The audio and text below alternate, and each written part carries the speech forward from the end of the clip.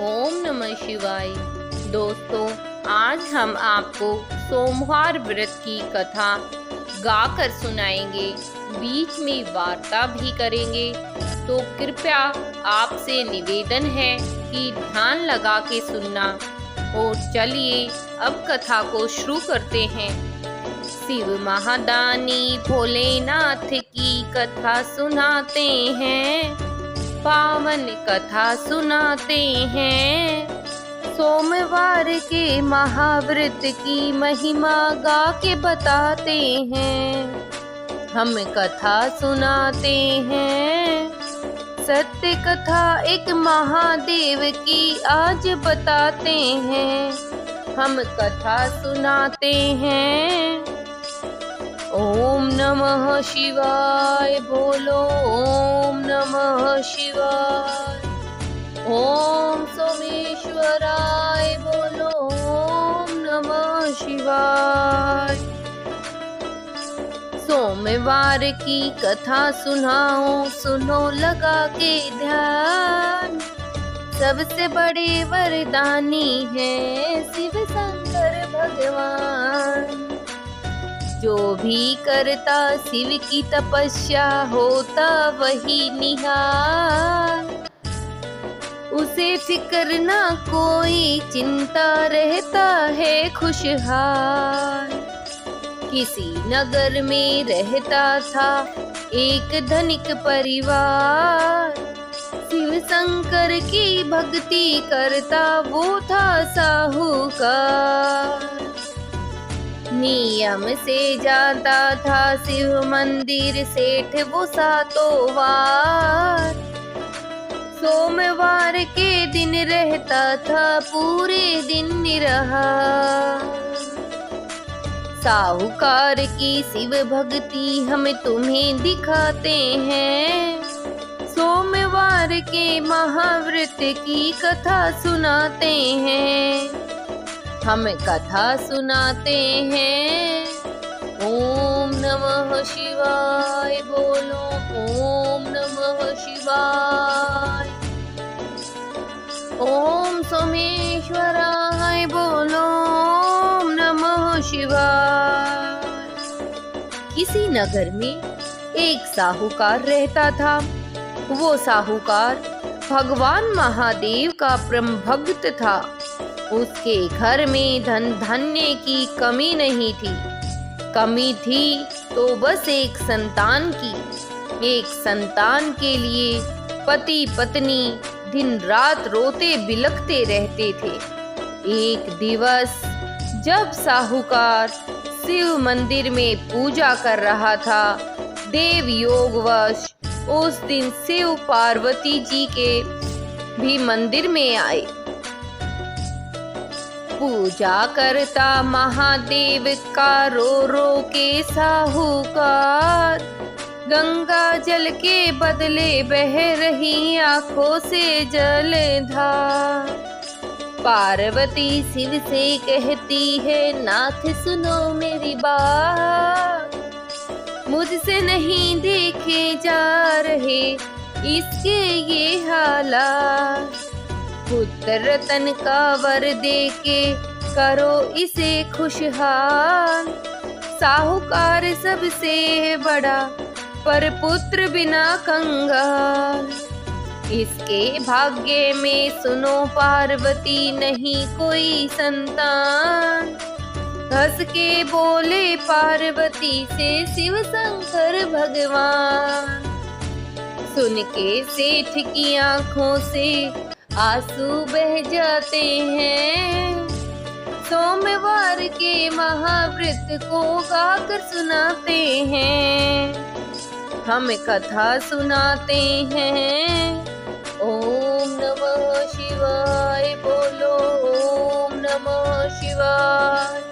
ओम सोमेश्वराय बोलो, ओम नमः शिवाय। भोलेनाथ की बात सुन के पार्वती जी कहती हैं, हे स्वामी, मैं कुछ नहीं जानती। ये साहूकार आपका ब्रह्म भक्त है, तो इसके कष्ट दूर करने की जिम्मेदारी भी आपकी ही है। आप इसे संतान प्राप्ति का वरदान दे दीजिए। भोलेनाथ बोले, ठीक है, मैं इसको पुत्र प्राप्ति का वरदान देता हूँ, परंतु उस बालक की आयु मात्र 12 वर्ष की होगी। 12 वर्ष के पश्चात वो बालक मृत्यु को प्राप्त हो जाएगा। ये सारी बातें साहूकार सुन रहा था चुपचाप। पूजा शिव की पूरी करके चला गया साहूकार, लेकिन उसके मन में मचा था भारी हाहाकार। किसी को उसने कुछ न बताया मंदिर वाली बात, अपने कार्य को हो के मगन करता रहा चुपचाप। नियम से शिव मंदिर जाता करता पूजा पाठ। एक दिन सेठ से बोली सेठानी, सुनो खुशी की बात। भोलेनाथ ने सुन ली अपनी, पल रहा गर्भ में लाल। पुत्र तन से हो जाएंगे हम भी माला माल। साहूकार मन की अपनी कह नहीं पाते, सोमवार के महाव्रत की गाकर सुनाते हैं, हम कथा सुनाते हैं। ओम नमः शिवाय बोलो, ओम नमः शिवाय। ओम सोमेश्वराय बोलो, ओम नमः शिवाय। पत्नी की बात सुन के सेठ ने कोई प्रतिक्रिया नहीं की, क्योंकि सेठ को पता था कि मेरे पुत्र की आयु मात्र 12 वर्ष की ही है। कुछ महीनों के बाद वो भी आ गया जब सेठानी ने एक सुंदर से बालक को जन्म दिया। सेठ ने कोई खुशी नहीं मनाई, पहले की तरह सामान्य ही रहे। पुत्र जब बड़ा हो गया तो सेठ ने अपने साले को यानी बच्चे के मामा को बुलवा के कहा कि तुम इसको लेकर काशी चले जाओ, विद्या प्राप्त रास्ते में हवन यज्ञ भंडारे करवाते हुए जाना। जब शिक्षा पूरी हो जाए तो इसको लेकर वापस आ जाना। मामा भांजा चल दिए दोनों काशी जी की ओर। फूल कमला के जैसे लगता बालक सुघर किशोर। जहाँ करे विश्राम रात को करे यज्ञ और दान। भंडारे करवा के करते दिव्य वस्त्र का दान। चलते चलते हुए गए वो किसी नगर के पास। ढलने वाली सांझ थी सोच कर ले यहीं निवास। एक सराय में ठहर गए वो करने लगे विश्राम। किस्मत अब उसकी करती है क्या क्या देखो काम। इसके आगे जो होता है वो बतलाते हैं। सोमवार के महाव्रत को गाकर सुनाते हैं, हम कथा सुनाते हैं। ओम नमः शिवाय बोलो, ओम नमः शिवाय। ओम सोमेश्वराय बोलो, ओम नमः शिवाय। जब उस सराय के बगल में शामियाने सजाए एक बारात ठहरी हुई थी जो उस नगर के साहूकार के बेटी को बिहाने आए थे। सब कुछ अच्छा था, बस दुल्हा कुरूप और एक आंख से काना था। उसी बात को लेकर दुल्हे का बाप परेशान था कि लड़की मेरे लड़के को देखते ही शादी से मना कर देगी। तभी उसकी नजर सराय में सो रहे साहूकार के बेटे पर पड़ी। दुल्हे का बाप लड़के के मामा से कहता है, भाई मेरी लाज बचा लीजिए। लड़के का मामा हैरान परेशान। दुल्हे के बाप का मुंह देखता रह जाता है। दूल्हे का बाप बोला, सिर्फ पूजा तक आपके बालक को दुल्हा बना के ले जाना चाहता हूँ, इसके बदले मुंह मांगी दौलत देने को तैयार हूँ। हाथ जोड़ के होके रुसवा वो दुल्हे का बाप, करे निवेदन मामा से उसके करते हुए विलाप। हामी भर दी मामा ने उसके, हो गया वो तैयार। दुल्हा बनके उसका भांजा पहुंचा पूजा द्वार। चंदर के जैसे चमके मुखड़ा लगता राजकुमार, रेशम जोड़ा फूलों का सेहरा लटक रही तलवार। सुंदर रूप देख दुल्हे का मोहित हो गए सब लोग। अब आगे का भक्तों देखो कैसा है संयोग, इसके आगे क्या होता वो बतलाते हैं। सोमवार के महाव्रत की कथा सुनाते हैं, हम कथा सुनाते हैं। ओम नमः शिवाय बोलो, ओम नमः शिवाय।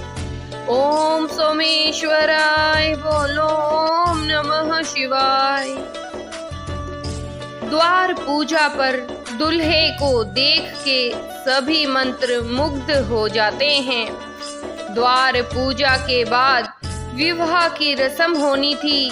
कान्हे दुल्हे के बाप को चिंता बढ़ती जा रही थी। द्वारे पूजा तो हो गई, अब फेरों पे मेरे बेटे को देख के क्या कहेंगे।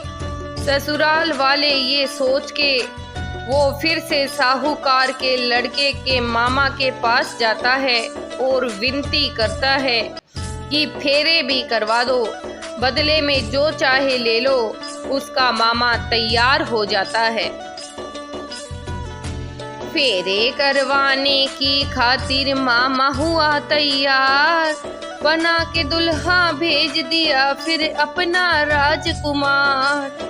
शादी हो गई शादी, फेरे हो कान छुपा रहा। ओढ़ के चादर काना था कोने में पड़ा रहा। भोजन करके दुल्हा दुल्हन कोहबर में जाते हैं। दुल्हा दुल्हन आपस में हंसते बतलाते हैं। नींद आ गई दुल्हन को जब दुल्हा चला गया। सारी बातें चुन्नी पे लिख कर चला गया। वहाँ से मामा भांजा दोनों काशी जाते हैं। सोमवार के महाव्रत की कथा सुनाते हैं, हम कथा सुनाते हैं। ओम नमः शिवाय बोलो, ओम नमः शिवाय। ओम सोमेश्वराय बोलो, ओम नमः शिवाय। सुबह जब दुल्हन सो के उठती है तो अपने दुल्हे को गायब पाती है। अपने चुन्नी पे देखती है, सारी सच्चाई लिखी हुई थी कि मैं तुम्हारा पति नहीं, तुम्हारा पति तो एक कान्हा है। मैं तो सिर्फ फेरों तक के लिए तुम्हारा पति था। अब मैं काशी जा रहा हूँ विद्या ग्रहण के लिए। दुल्हन सारी बातें अपने पिता को बताती है। उसका पिता बारातियों को भगा देता है। काशी के गुरुकुल में विद्या ग्रहण करता है। देव शास्त्र और बीज मंत्र का मंथन करता है। उसके मामा करे भंडारे, करे अन्न धन का दान। विद्या अर्जन करता भांजा भरे ज्ञान की खान। 12 साल हो गए पूरे उसके जीवन के। पूर्ण हो चुके थे दिन सारे उसके जीवन के। उठ गया सिर में दर्द भयंकर, पीड़ा सही ना जाए। ऐसे गिरा धरा पे बालक नबज सांस थम जाए। पिंजरा खाली छोड़ के जो पंछी उड़ जाते हैं, सोमवार के महाव्रत की महिमा गाते हैं, हम कथा सुनाते हैं। ओम नमः शिवाय बोलो, ओम नमः शिवाय। ओम सोमेश्वराय बोलो, ओम नमः शिवाय। 12 वर्ष की आयु पूर्ण होते हैं बालक की मृत्यु हो जाती है। उसका मामा दहाड़े मार मार के रोता है कि मैं किस मुंह से वापस जाऊंगा, अपनी बहन को क्या जवाब दूंगा। देव योग से उसी समय शिव पार्वती उधर से जा रहे होते हैं।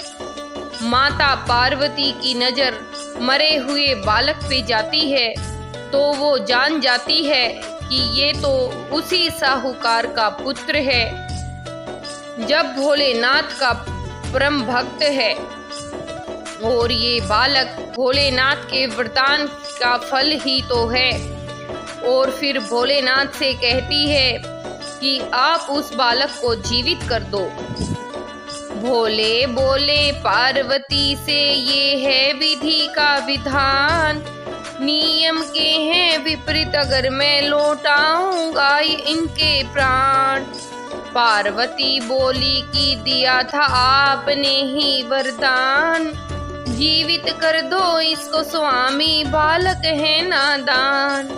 पार्वती की हट के आगे शिव शंकर हार गए, जीवन दान उसे देने को हो गए वो तैयार। भोलेनाथ ने उस बालक को दे दिया जीवन दान, उस बालक के मृत शरीर में वापस आ गए प्राण। उठ के बैठ गया वो बालक, सत्य बताते हैं, सोमवार के महाव्रत की महिमा गाते हैं, हम कथा सुनाते हैं। ओम नमः शिवाय बोलो, ओम नमः शिवाय। ओम सोमेश्वराय बोलो, ओम सोमेश्वराय। वो बालक आंखें खोलता है और उठ के बैठ जाता है। ये देख के उसका मामा हैरान हो जाता है, उसे भगवान भोलेनाथ का चमत्कार मानता है। वो बालक पूछता है कि मामा जी आप क्यों रो रहे हैं। मामा कोई बहाना बना के टाल देता है और कहता है अब हम यहाँ नहीं रहेंगे, चलो वापस घर चलते हैं। और उसी दिन दोनों अपने नगर की तरफ प्रस्थान करते हैं। चलते चलते पहुँच गए वो उसी नगर के पास, जहाँ विवाह हुआ था उसका सुकुमारी के साथ। उसी सराय में आकर के वो फिर से रुकते हैं, करस्तान आदि फिर दोनों भोजन करते हैं। उधर से गुजरी सेठ की लड़की हुई बड़ी हैरान, इन्हीं से ब्याह हुआ था मेरा, तुरंत गई वो पहचान। सेठ के सैनिक बुला के उनको घर में लाते हैं, मामा भांचे के जमकर वो सत्कार कराते हैं। देख के पाती को दुल्हन के नैन शर्माते हैं, सोमवार के महाव्रत की महिमा गाते हैं, हम कथा सुनाते हैं। ओम नमः शिवाय बोलो, ओम नमः शिवाय। ओम सोमेश्वराय बोलो, ओम नमः शिवाय। लड़के का मामा सारी बात साफ साफ बता देता है कि कैसे काने के बाप ने मेरे भांजे को एक रात का दुल्हा बना के आपकी पुत्री से विवाह करवा दिया था। सेठ ने कहा विधि का विधान कोई नहीं टाल सकता, तो अब आपका भांजा ही मेरी पुत्री का पति है। कुछ दिन वहां ठहरने के बाद अपनी पत्नी को लेकर अपने घर की तरफ चल पड़ते हैं। सेठ ने बहुत सारा धन धान्य दास दासियां देकर अपनी पुत्री को विदा किया और पति पत्नी डोली पे बैठ के पीछे पीछे चल रहे। आइए अब जानते हैं कि साहूकार और उसकी पत्नी क्या कर रहे हैं। जान सोचा कि मेरे पुत्र की आयु तो 12 वर्ष की हो चुकी है। साहूकार की पत्नी संग दोनों छत पर जाते हैं। पुत्र शोक में बैठ के दोनों नीर बहाते हैं। 12 साल तो गुजर गए हैं, मर गया होगा लाल। उसी सोच में उन दोनों का हाल हुआ बेहाल। उन दोनों ने सोच लिया था दे देंगे हम भी प्राण, हम भी अब ना रहेंगे जिंदा जब ना ही रही संतान। अंतिम बार पुकार रहे हैं हम शिव शंकर भगवान। पुत्र वियोग में हम दोनों भी चले गवाने जान। छोड़ के धरती हम दोनों अब स्वर्ग को जाते हैं। सोमवार के महाव्रत की महिमा गाते हैं, हम कथा सुनाते हैं। ओम नमः शिवाय बोलो, ओम नमः शिवाय। ओम सोमेश्वराय बोलो, ओम सोमेश्वराय। पति पत्नी दोनों छत कूदने वाले ही होते हैं, तभी सेठ का साला नीचे से आवाज लगाता है, दीदी जी, बहनोई जी, आरती की थाली सजा के ले आओ, आपकी पुत्र वधू को लेकर आया हूँ। ये सुनकर पति पत्नी दोनों चौंक जाते हैं। पुत्र की आयु मात्र 12 वर्ष की बताई जाती है और 12 वर्ष तो पूरे हो चुके हैं। पत्नी पत्नी दोनों उससे शपथ खिला के कहते हैं, तुम सत्य बोल रहे हो ना? उनसे कहा, विश्वास ना हो तो चल कर देखो, गांव के बाहर बाग में डोली के साथ हजारों दास दासियां और स्वर्ण के भंडार के साथ पड़ाव दल रखा है। दोनों खुशी खुशी नीचे उतर आते हैं और पुत्र को देखने के लिए बाग की तरफ दौड़ते हैं। दौड़ के दोनों बाग में पहुंचे, रुका जहां डोला। पुत्र वधू को देख के अपने साहूकार बोला, ये सब कृपा है भोले की, गया हूँ मैं ये जान। बड़े दयालु बड़े कृपालु हैं शंकर भगवान। पुत्र वधू को लेकर अपने घर में आते हैं। पूरे साल खुशहाल मगन हो त्योहार मनाते हैं। सोमवार के व्रत की महिमा सबसे उत्तम है। सोमवार के व्रत का फल सबसे सर्वोत्तम है। कथा लिखी सुखदेव कला गा के सुनाते हैं। सोमवार के महाव्रत की महिमा गाते हैं, हम कथा सुनाते हैं। ओम नमः शिवाय बोलो, ओम नमः शिवाय। ओम सोमेश्वराय बोलो, ओम नमः शिवाय।